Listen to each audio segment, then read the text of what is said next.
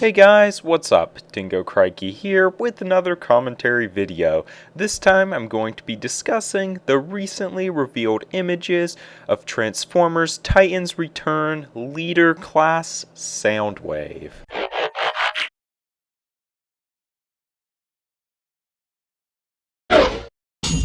So I think it was just yesterday that Hasbro officially revealed that we would be getting a Leader Class Soundwave figure in the Titans Return line, and since yesterday we've had some images revealed as well, so all cool stuff. I figured I'd put out a quick video analyzing the images and giving my thoughts on them. So without further ado, let's take a look at Leader Class Soundwave. So here we have the first image, which shows Soundwave in robot mode, and at a first glance he's pretty nice as Soundwave despite being a repaint / remold. Of course, with Blaster and Soundwave they are often considered to be quite interchangeable, so basically what they did here was some remolding and a lot of repainting. As we can see, the color scheme is totally different. Basically we have Soundwave's traditional color scheme: blue, gray, some red, even though it's more of a reddish pink, at least it looks to be that way in these images, and the paint placement, that kind of stuff. Comparing him to Blaster, you can see there's some remolding that's been done. Nothing too extensive, mainly it's just remolding in regards to changing details rather than the actual build of the figure. For example, if you look at the chest, the shape is still the same, it still bulges out kind of like Blaster's does, but the detailing there is different. Same with on the lower legs, are pretty much detailed entirely different, which is nice considering the look of Blaster's lower legs is very signature to his character. They also gave Soundwave his signature pelvis details, with the play button and all that kind of stuff. The head's been remolded. On this image it looks pretty nice, but we'll discuss the head a little bit more later.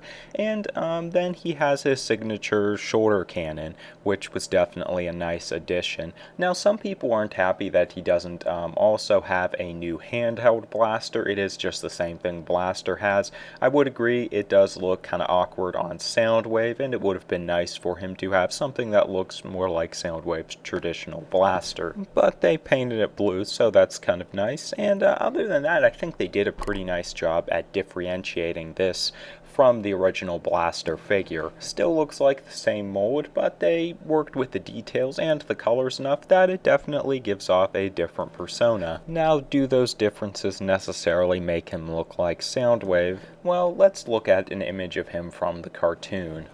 And if you're looking at that, well, one thing that stands out is that Soundwave traditionally isn't this bulky, and this is a very bulky and blocky mold, which worked pretty good for Blaster, but as you can see it looks pretty different than Soundwave's traditional form looks. I mean, we have just about every major part of the figure looking pretty blocky: the lower arms, the shoulders, the entire torso, and then the lower legs. And if you look at Soundwave in Generation 1 or a lot of like the Dreamwave artwork, him from the comics, he doesn't really have that look. As far as the color scheme goes, he definitely has some differences. They gave him additional details here, traded some off, especially in the legs. They kind of positioned stuff differently, but there's no doubt he does have a strong resemblance to Soundwave. Now, one thing that stands out is that this guy has a yellow visor instead of the traditional red visor. This is a problem for a lot of people, as pretty much any rendition we get of Soundwave, even the more accurate looking ones,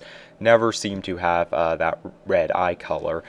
Personally, with the way the rest of the color scheme is, I could see why they went with a yellow visor choice, as a red one might look a little bit weird there. So overall, I would say he does a pretty good job with the color scheme, but the build is definitely off as far as, being a perfect classics type Soundwave, and that's why I'm bringing this up, because I know a lot of people are going to ask, well, why are you comparing it to Generation 1 Soundwave? Kind of name me as a G1er. I don't consider myself to be a G1er, but I know for a lot of other people, and in most cases myself included, we do kind of expect the Generations line to represent these characters close to their Generation 1 counterparts. Now obviously there have been some really good figures such as Mirage from the Classics line that, they kind of represent their G1 character, but they look significantly different. However, why I'm bringing this up with Soundwave is, well, it's something that we always kind of like to analyze with the Generations toy line, but for Soundwave, he's a case where a lot of people have been waiting to see a figure that takes his original essence and really does a good job at replicating that in, a modern figure with articulation and, looking more show accurate. And we've had some third-party companies do this. I believe there was a Masterpiece Soundwave, but we haven't had something within the main line do this, so a lot of us are waiting for that, and this Titans Return Soundwave doesn't look like it's going to be, an accurate Generation 1 representation. Obviously, as mentioned, it has a very blocky look to it. Another thing would be the way the chest juts out. A lot of people have a problem with that, so it doesn't really work that well in that area. However, as a figure itself, I think it looks pretty good. We're pretty much going to have a repaint of just about every mold these days, so if it's Blaster, why not make it Soundwave? It kind of would be cool to see something different, maybe come up with a new character, but Soundwave's not a bad choice, so still gonna wait on a G1 accurate Soundwave, but as a figure itself, it doesn't look bad in robot mode. Anyways, let's take a look at the other images real quick. First, we have him in his alternate mode, which looks to be a boombox, I'm guessing, kind of the same thing as Blaster, but the remolding differences do really make it look different. As you can see, the sides of the boombox are totally different looking, which is definitely cool. It does look more characteristic of Soundwave. The middle is basically the same thing, but we do have some remolding going on, and overall the color scheme's pretty simplistic, but I do kind of like it. It kind of gives it a bland look, but in a positive way. Soundwave's kind of a bland character, so I think that kind of works for him, and it's just a cool design. I don't know if I like it as much as Blaster, but it's kind of cool looking, and definitely shares some significant differences. Next, we have his third mode, and that is the Battle Station. You don't really think of Soundwave as having this type of mode, but it does come along with, being the repaint, and basically we have Blaster's Battle Station in a different color scheme. That is a little disappointing that they didn't do some more remolding, like with the Headmaster and that little base thing in the middle there. Personally, I'm just kind of okay with it. I thought it was really cool the first time around for Blaster, and I would have kind of preferred, maybe remolding to make it a little bit more different, but, some people might really like this, especially if they only plan on buying Soundwave. Then we have his little Headmaster figure, basically the same, but they did remold the head and body here, so it looks like a little Soundwave as opposed to a little Blaster. I think they could have done some extra molding, especially on the legs, but, it's okay looking. Then we have Baby Soundwave in head mode, and I think this is what's getting a lot of people worried about this figure, and that is obviously the humongous eye. Now, initially, I figured this was just because this head is kind of incomplete, as obviously we see on some of the other images, he has more of a helmet on top and doesn't have this, robo brain up there, so I'm figuring there's an additional piece you can add on top, and that will cover some of the visor.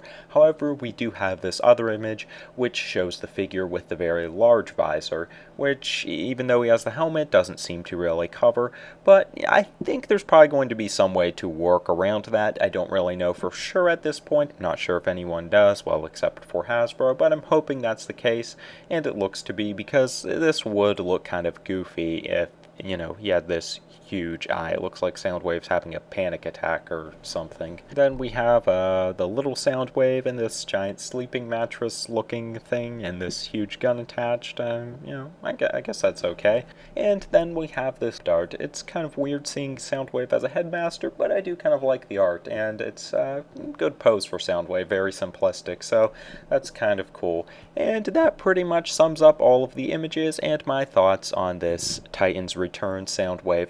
Overall, I think it looks pretty good as a figure, but definitely doesn't do a good job at representing G1 Soundwave.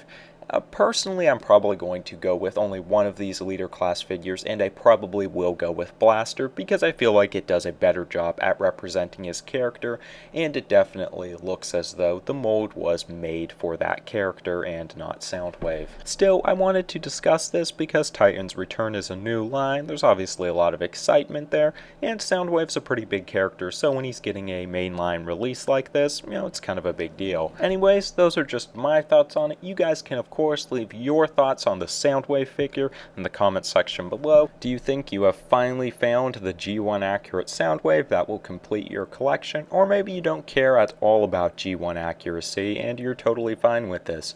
Maybe you dislike it for other reasons. What do you like better, this or the Blaster figure? And what are your thoughts on the Titans Return line overall?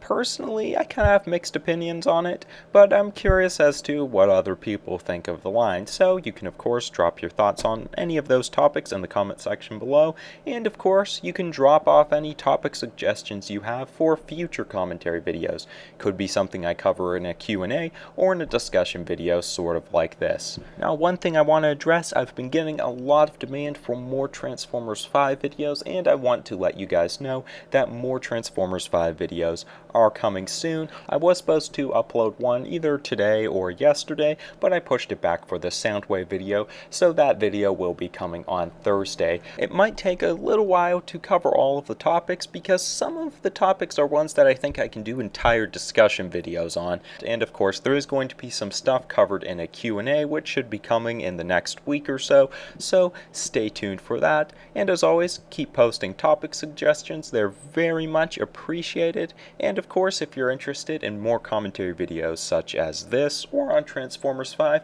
then you can keep up with the channel. You can also follow me on Twitter for more regular updates on Transformers and Bionicle buys, that kind of thing. Anyways, that's all I have to say for now. Thanks for watching, stay tuned, and have a good one, guys. I'll see you soon.